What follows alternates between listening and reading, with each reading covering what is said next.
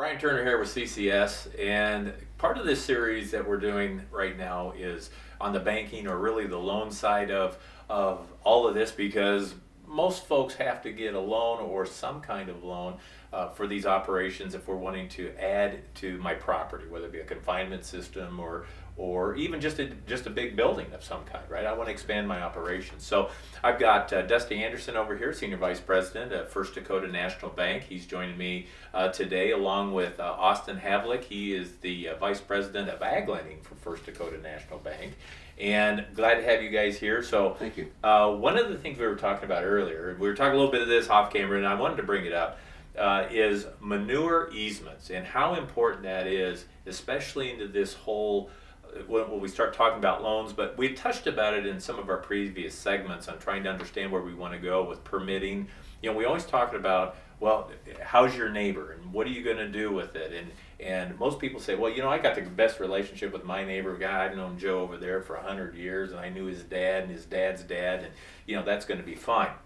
So let's just jump right into it. So first of all, if you don't know what a manure easement is, what really is a manure easement? Well, a manure easement is a document that you would get signed by the landowner, and it's very specific with a legal description stating the number. Would that be my neighbor landowner guy or myself? Or yours, or okay, your grandfather's, or whoever. Okay. It's a very specific to the legal description of the property. Okay.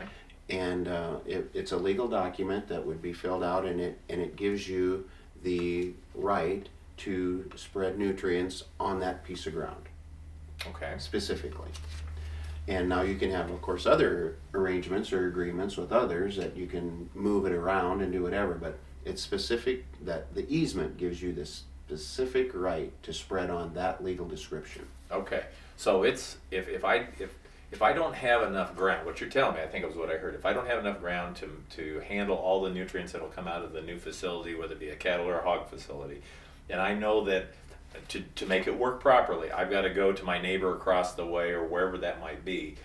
My best bet is to take a piece of paper beyond a handshake and say, hey, I need you to sign this, that this is what's going to happen, this is where my nutrients are going to go. Yep. So that neighbor might be someone that does want the manure. Okay. You know, and in most cases they would to begin with. And they might say, well, you know, that's something that I'm gonna want forever. That's great nutrients for me to have. But what if that neighbor sells the ground? You know, these easements stay with that legal description forever. So and I know Dusty's pretty adamant about the manure easements, and I think for good reason. I am. You know, everybody has the best scenarios to start off with one of these operations, but you know, family dynamics, families change, parents sell ground, they do a lot of different things. So the worst case scenario, and as lenders we have to look at this and consider it, is what if you have to sell that barn at some point? Either you have to or you want to, and the neighbor or the brother or the father-in-law has their price in mind, and it's not enough to cover what you need to do. So you don't sell to who you've been sending your manure to or the nutrients to, and it just hamstrings you. You can't sell that ground if the buyer has no place to go with the nutrients. They could literally stop a sale. But with that easement, you would have the ability to say, that quarter of ground, and we usually figure about a quarter of farm ground or a quarter of ground per 1,000 animal units, or per 2,400 head barn is kind of the rule of thumb that I use anyhow. Okay. So if you want to put a confinement barn up and say you're going to get, you know, 5 or 3 to 5 acres to put the barn on, usually we'll try to take the manure easement on the rest of the quarter. Oh, okay. That's how it normally works. Yeah. Okay. Is how I like to do it. Okay. You know, everybody just thinks it'll never be an issue, Right. and that's only until you try to sell it, or you have a strained relationship with whoever's taking the nutrients, and they have a value. You know, I have a personal a friend that has farm ground around the sow unit that they don't have a manure easement, and he says, yeah, go ahead and spread it or not. So you can spread your umbilical line out and spread all across the field, but I'm not going to pay you anything for it. And so it gets to that kind of situation where that hog unit, that sow unit, would really like to be able to spread or have a place to go. In these cash flows that you talked about earlier, they put a large value on the nutrients. And there is a value, there's no question about that. Mm-hmm. But unless you have your own ground and your own place to put it, those nutrients are only worth what someone will pay you. That's a good point. Mm-hmm. That's a good point. Yep. So best case scenario is that a lot of guys do want these barns. Specifically when you're talking about these finishing barns, they do want them for the manure, and they've got the ground to go. That to go with it. They want that fertilizer. It's a great benefit for them.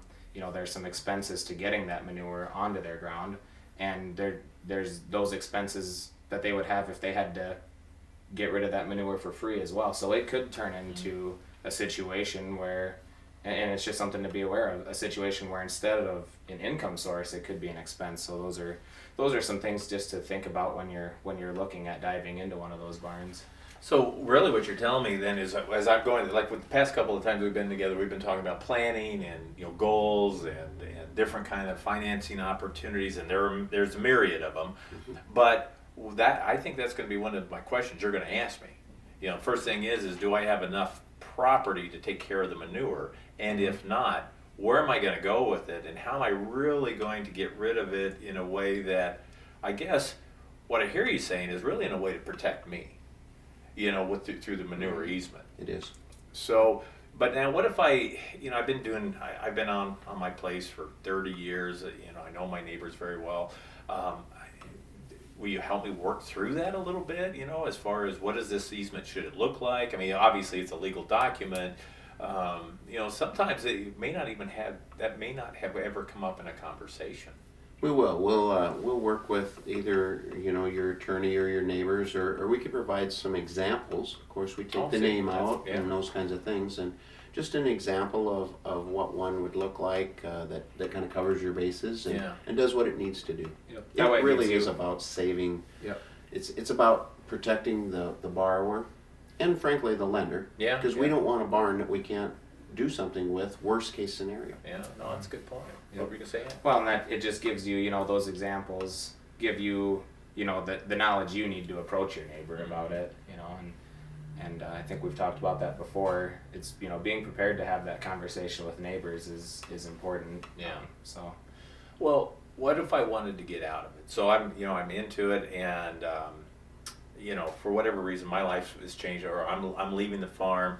Or whatever, is there a way that we can cancel these easements, or for as long as the barn is on property, will the easements be in effect, or are they just in effect forever? They are until you change them.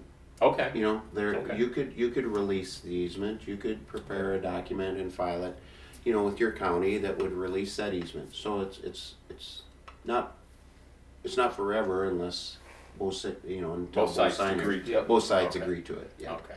And I think that's good to know, because as you're trying to get along with your neighbor, but to your point, I've got to have some place to go with my nutrients, so I've got to make sure that I have that place. So let's talk about a little bit about when we start talking about the easement. So then the guy's going to say, or my neighbor, or if I was your neighbor, I'd say, hey, Dusty or Austin, that's great. I really, I don't mind the easement.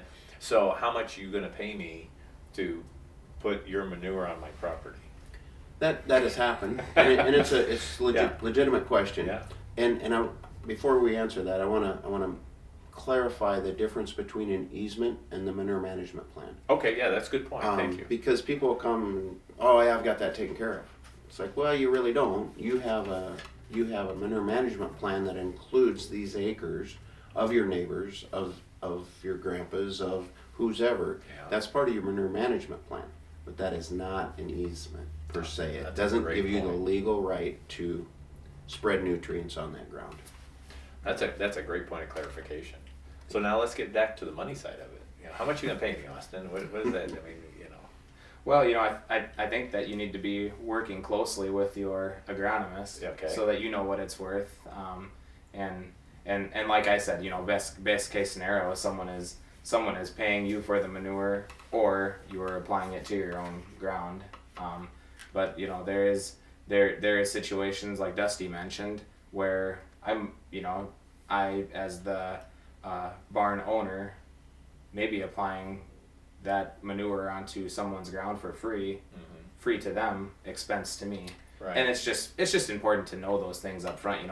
That might not necessarily mean that the barn doesn't work, but it's just you when you're looking at your cash flow, those are things that you need to know, because you shouldn't, you need to know whether that's going to be an income or an expense, or a break even when you're looking at, how do I set up a loan on this barn? Is it a 10-year loan? Is it a 12-year loan? The cash flow will tell you. That's good. Those are good points. The other thing that he and I have been involved in a lot of different scenarios, and so I think I said in one of the earlier series was that every applicant is different. Yeah. And so there's no everything's the same. I've been involved in a situation where the landowner had the ground, and they bought the 5 acres or the 3 acres or however that is. Well, the manure easement was a landowner circling it, or surrounding it. Sure. Yeah. But in that particular easement, it was not only the right but the obligation to pump Really? that pit. Oh wow. And so That sounds a little unique. it is a Okay, little I unique, but wondered, it worked yeah. out. If for investors like Investor Yeah. Group, they don't want to have to pump that pit, That's a good point. or they don't want to have to go clean those pans or those yards or anything like that. That's So true. so that individual that provided the easement, Yeah. not only gives you the right, but it puts the obligation back to them that they have to take it. See that's an interesting twist. It is. It is. And it's a good one. I think it's good to know those things or those options. So as I'm talking to you, you'll help me think through those, because like we were talking about earlier, no matter what whether it's a cattle or a hog or whatever, the nutrient side of it is considered part of the cash flow, and as it's figured in part of the cash flow, you have to kind of figure out what that is going to be. I think that's important to you guys, because Yes. it goes back to, hey, are you going to be able to satisfy or the note that's out there? And as an operator, I would want to know that too, because if I'm having to pay, then that's got to come out somewhere, right? And if I don't have the pumping equipment to get that done, I'm going to have to pay somebody to pump that out, and that could be somewhat costly. Now I realize it's probably once a year, but it's still a one-time cost that you have to account for, right? Absolutely. Penny and a half to 2 cents a gallon. That adds up pretty That quick. adds up in a hurry. That adds up real quick. So those are just all the things that you have to Yeah. consider and think through. And as Austin has pointed out, it's all part of the cash flow. Because as a lender, we don't want those barns back. Right, yeah, because what are you going to do with them, right? Exactly. We don't want them. So Right. it's all about repayment ability and structuring it correctly to be successful. Because that's what everybody in the deal wants. They want it successful and do what its intended purposes were meant for. Those are good words, because so it sounds like then throughout this whole process, you always say, oh, now I got to go to the bank, I'm going to get grilled, and I got to bring my little card of papers behind me. But probably what I could do, and you guys correct me here, is if I just wanted to give you, like Austin, I want to give you a call, say, hey Austin, here's what I'm thinking about doing, just kind of run it by you at a higher level, and then you could help me kind of think through this process, and then progressively get into it. Brian, that sounds like a good idea. You do have, if I'm an existing customer, you'll know a little bit about me. Yeah, that sounds good for your operation. If not, maybe that gives us an opportunity to know each other and to really understand your services and what you bring to the party, so that way I can make the best decision, for me as an operator, and frankly for you as a lending institution. So that way we can develop a long-term relationship. And I like the fact that you don't have to take all my grandma's money. That's kind of nice. So. Yeah, we do want it. You do want it. We're going to require it initially. Yeah. Exactly. So anything else you guys want to add on the manure easement side of it? I think we've kind of covered it. I think we've covered it. Well, good. Well, once again, tell us a little bit more about First Dakota National Bank. Now, I noticed, by the way, these guys did talk about Dakota Mac, and if you're a Husker fan, they are always in the commercial side of it, and I'm always wondering, who are these guys, Dakota Mac? Well, now I know. It's here's the face of Dakota Mac and First Dakota National Bank. So tell us a little bit more. Yeah, so just to touch on Dakota Mac, since you brought it up, we have 3 loan production offices in Nebraska. We've got one here in Columbus, one in Hastings, and one in Ogallala. Okay. We have a Dakota Mac LPO office in Watertown, South Dakota, and then another one in Mitchell, South Dakota. And then we have 18 full-service First Dakota locations in South Dakota, primarily southeast South Dakota, but our footprint is a lot bigger than just southeast South Dakota. Well, it sounds like it. Yep, we do business in a pretty large area. So that's First Dakota is the first chartered bank in Dakota Territory in the late 1800s. The first preferred lender of FSA in the nation. So that helps us with a lot of our customers doing some joint financing, doing some guarantees, things like that through FSA. So there's a lot of great options there that we have access to.